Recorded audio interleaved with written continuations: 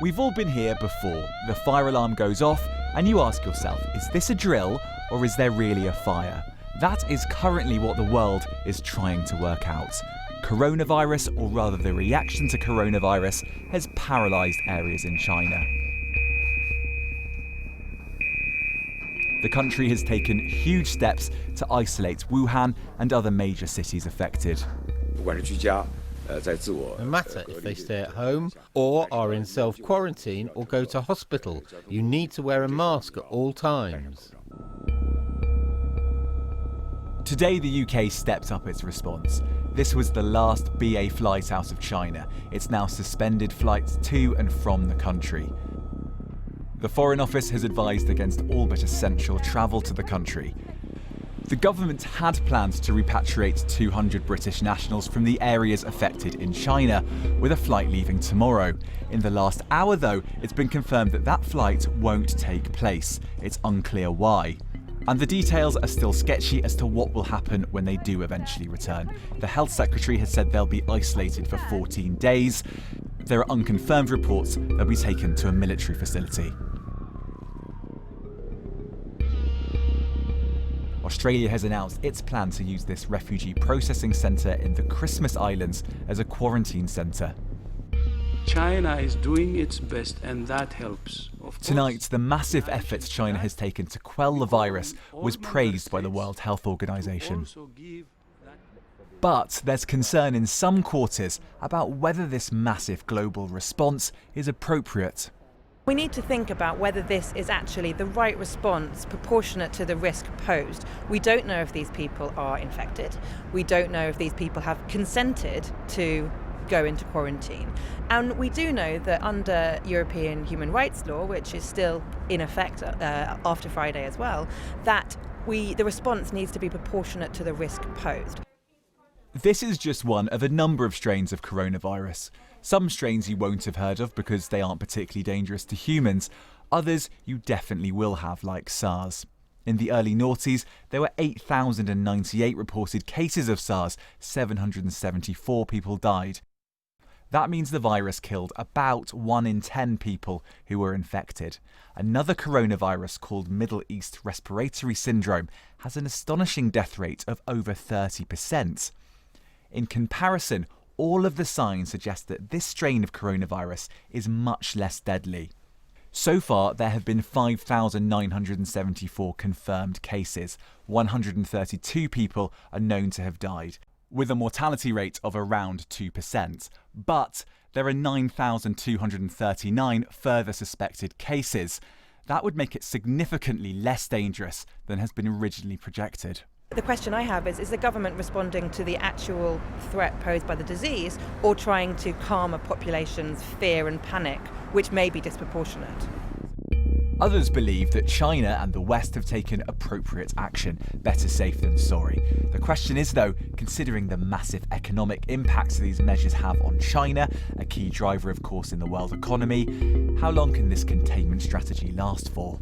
I think it's an appropriate thing to do. I think the harder decision is going to be at what point do you decide we're going to stop that? And I think the Chinese are having the same issue. They're quarantining more and more people. I think it's about 30 million now in about 12 or 13 cities. They've extended the holiday for the Chinese New Year to try and get things under control. But at what point do you say, actually, we're going to stop that measure now? And those are very difficult decisions. The World Health Organization will meet tomorrow to discuss whether the virus constitutes a global health emergency. Their guidance will inform governments as to how seriously their future response strategy will be. We did ask for the Health Secretary, who chaired today's COBRA meeting on the crisis, to come on this evening, but were told by the Department of Health that they were not accepting interview requests from the media. I'm now joined by former Conservative Health Secretary and former MP Stephen Dorrell. Good evening. What do you make of the government's response so far?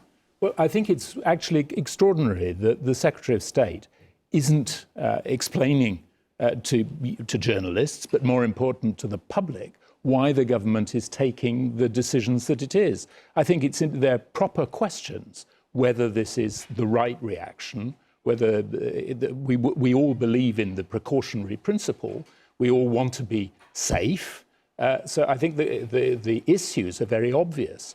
But what we don't know is why the government is reaching the judgments that it is reaching. And the election's over now.